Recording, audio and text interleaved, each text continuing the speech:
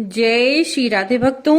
भगवत गीता के दूसरे अध्याय के महात्म्य तक का हम श्रवण कर चुके थे। आज हम सुनेंगे भगवत गीता के तीसरे अध्याय का महात्म्य। तो चलिए शुरू करते हैं। श्री भगवान कहते हैं, प्रिय जनस्थान में एक जड़ नामक ब्राह्मण था जो कौशिक वंश में उत्पन्न हुआ। उसने अपना जातीय धर्म छोड़कर बनिए की वृत्ति में मन लगाया। उसे पराई स्त्रियों के साथ व्यभिचार करने का व्यसन पड़ गया। वो हमेशा जुआ खेलता, शराब पीता, शिकार खेलकर जीवों पर हिंसा करता। इसी प्रकार से उसका समय बीतता जाता था। धन नष्ट हो जाने पर वो व्यापार के लिए बहुत दूर उत्तर दिशा में चला गया। वहां से धन कमाकर घर की ओर लौटा। बहुत दूर तक का रास्ता उसने तय कर लिया था। एक दिन सूर्यास्त हो जाने पर जब 10 दिशाओं में अंधकार फैल गया, तब एक वृक्ष के नीचे उसे लुटेरों ने धर दबाया और शीघ्र ही उसके प्राण ले लिए। उसके धर्म का लोप हो गया, इसलिए वो बड़ा भयानक प्रेत हुआ। उसका पुत्र बहुत धर्मात्मा और वेदों का विद्वान था। उसने अब तक पिता के लौट आने की राह देखी, पर जब वो नहीं आए तब उनका पता लगाने के लिए खुद भी घर छोड़कर चल दिया। रोज खोज करता, मगर राहगीरों से पूछने पर भी उनका कोई समाचार नहीं मिलता। एक दिन एक मनुष्य से उसकी भेंट हुई जो उसके पिता का सहायक था। उससे सारा हाल जानकर उसने पिता की मृत्यु पर बहुत शोक किया। वो बड़ा बुद्धिमान था। बहुत सोच समझकर पिता का पारलौकिक कर्म करने की इच्छा से आवश्यक सामग्री साथ लेकर काशी जाने का विचार किया। मार्ग में 7-8 मुकाम डालकर वो 9वें दिन उसी वृक्ष के नीचे पहुंचा जहां उसके पिता मारे गए थे। उस स्थान पर उसने सांध्योपासना की और गीता के तीसरे अध्याय का पाठ किया। इसी समय आकाश में बड़ी भयानक आवाज हुई। उसने अपने पिता को भयंकर आकार में देखा। फिर तुरंत ही अपने सामने आकाश में उसे एक सुंदर विमान दिखाई दिया जो महान तेज से व्याप्त था। उसमें अनेकों क्षुद्र घंटिकाएं लगी थीं। उसके तेज से सारी दिशाएं आलोकित हो रही थीं। ये दृश्य देखकर उसके चित्त की व्यग्रता दूर हो गई। उसने विमान पर अपने पिता को दिव्य रूप धारण किए विराजमान देखा। उनके शरीर पर पीतांबर शोभा पा रहा था और मुनिजन उनकी स्तुति कर रहे थे। उन्हें देखते ही पुत्र ने प्रणाम किया। तब पिता ने भी उसे आशीर्वाद दिया। इसके बाद उसने पिता से सारा वृत्तांत पूछा। उसके उत्तर में पिता सब बातें बताकर इस प्रकार कहना आरंभ किया, बेटा, दैववश मेरे निकट गीता के तृतीय अध्याय का पाठ करके तुमने इस शरीर के द्वारा किए हुए दुस्त्यज कर्म बंधन से मुझे छुड़ा दिया। इसीलिए अब घर लौट जाओ, क्योंकि जिसके लिए तुम काशी जा रहे थे वो प्रयोजन इस समय तृतीय अध्याय के पाठ से ही सिद्ध हो गया।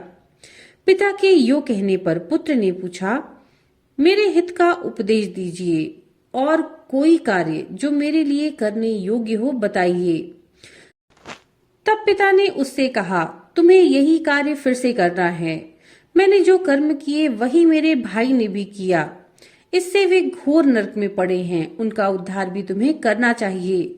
मेरे कुल के और भी जितने लोग नरक में पड़े हैं उन सब का भी तुम्हें उद्धार करना चाहिए। यही मेरा मनोरथ है। जिस साधन के द्वारा तुमने मुझे संकट से छुड़ाया है उसी का अनुष्ठान औरों के लिए करना उचित है। उसका अनुष्ठान करके उससे होने वाला पुण्य उन नारकी जीवों को संकल्प करके दे दो।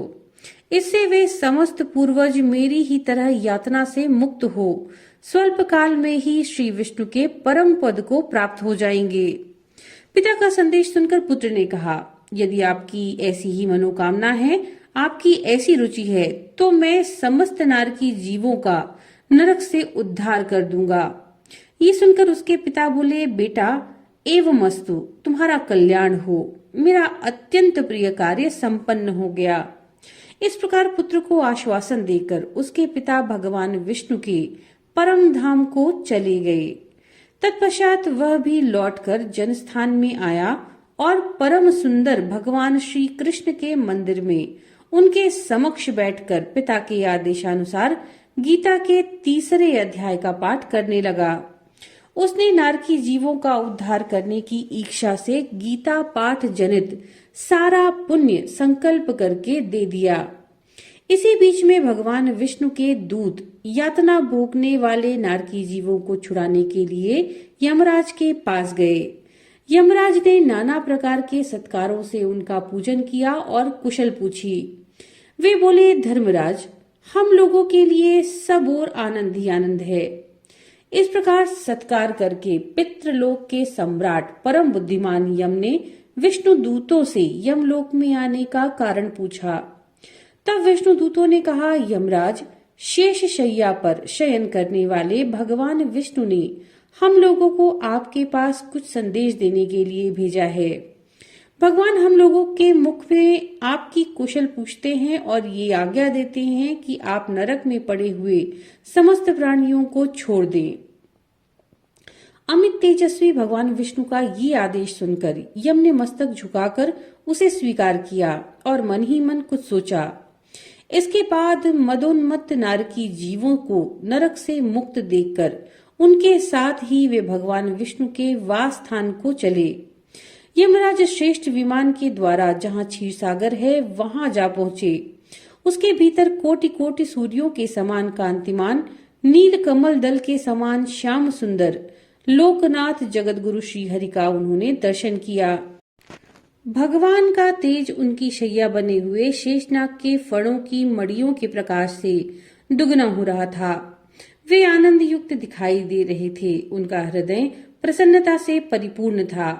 भगवती लक्ष्मी अपनी सरल चितवन से प्रेम पूर्वक उन्हें बार बार निहार रही थीं। चारों ओर योगीजन भगवान की सेवा में खड़े थे। उन योगियों की आंखों के तारे ध्यानस्थ होने के कारण निश्चल प्रतीत होते थे। देवराज इंद्र अपने विरोधियों को परास्त करने के उद्देश्य से भगवान की स्तुति कर रहे थे। ब्रह्मा जी के मुख से निकले हुए वेदांत वाक्य मूर्तिमान होकर भगवान के गुणों का गान कर रहे थे। भगवान पूरी तरह से संतुष्ट होने के साथ ही समस्त योनियों की ओर से उदासीन प्रतीत होते थे।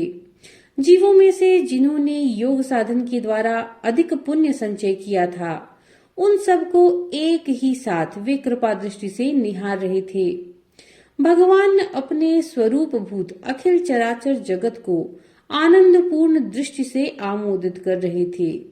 शेषनाग की प्रभा से उद्भासित एवं सर्वत्र व्यापक दिव्य विग्रह धारण किए नीलकमल के सदृश श्याम वर्ण वाले श्रीहरि ऐसे जान पड़ते थे मानो चांदनी से घिरा हुआ आकाश सुशोभित हो रहा हो। इस प्रकार भगवान की झांकी करके यमराज अपनी विशाल बुद्धि के द्वारा उनकी स्तुति करने लगे। यमराज बोले, संपूर्ण जगत का निर्माण करने वाले परमेश्वर, आपका अंतःकरण अत्यंत निर्मल है। आपके मुख से ही वेदों का प्रादुर्भाव हुआ है। आप ही विश्व स्वरूप और इसके विधायक ब्रह्मा हैं। आपको नमस्कार है। अपने बल और वेग के कारण जो अत्यंत दुर्धर्ष प्रतीत होते हैं, ऐसे दानवेंद्रों का अभिमान चूर्ण करने वाले भगवान विष्णु को नमस्कार है। पालन के समय सत्वमय शरीर धारण करने वाले विश्व के आधारभूत सर्वव्यापी श्रीहरि को नमस्कार है। समस्त देहधारियों की पातक राशि को दूर करने वाले परमात्मा को प्रणाम है। जिनके ललाटवर्ती नेत्र के तनिक सा खुलने पर भी आग की लपटें निकलने लगती हैं, उन रुद्र रूपधारी आप परमेश्वर को नमस्कार है। आप संपूर्ण विश्व के गुरु आत्मा महेश्वर हैं। अतः समस्त वैष्णव जनों को संकट से मुक्त करके उन पर अनुग्रह करते हैं।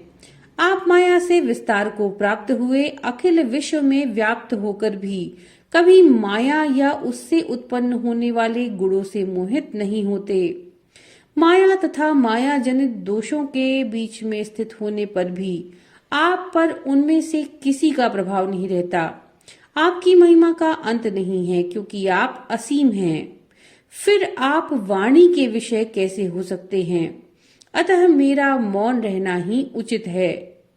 इस प्रकार स्तुति करके यमराज ने हाथ जोड़कर कहा, जगत गुरु, आपके आदेश से इन जीवों को गुण रहित होने पर भी मैंने छोड़ दिया। अब मेरा कार्य और जो कार्य हो उसे बताइए।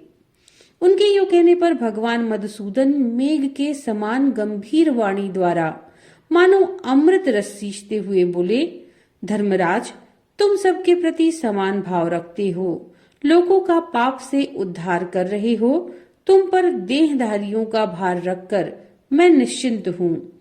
अतः तुम अपना काम करो और अपने लोक को लौट जाओ। यूं कहकर भगवान अंतर्ध्यान हो गए। यमराज भी अपनी पुरी को लौट आए।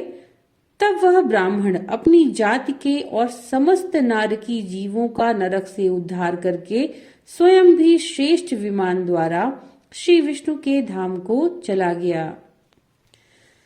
तो भक्तों, ये था श्रीमद् भगवद गीता के 3 अध्याय का महात्म्य।